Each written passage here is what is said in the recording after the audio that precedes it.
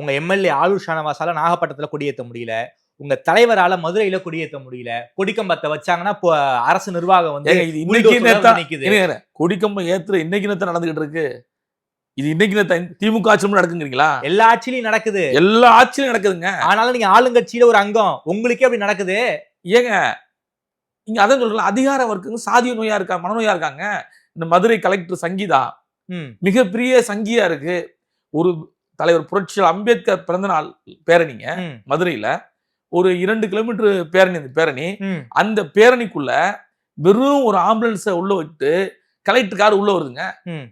வெறும் ஆம்புலன்ஸ் யாருமே இல்ல, சைரன் ஓட்டு அடிச்சிட்டு போகுது ஆம்புலன்ஸ். அந்த அம்மா உள்ள வருதுங்க, பேரணிக்கு நேர் எதிரா வருது. புரியுது உங்களுக்கு? யாருனாச்சும் ஒரு கல்ல விட்டு இருந்தா கார்ல என்ன இருக்கும் சொல்லுங்க? சட்ட ஒழுங்கு பிரச்சனையா மாறி இருக்கும். அப்ப அந்த அம்மாக்கு அறிவு வேணா?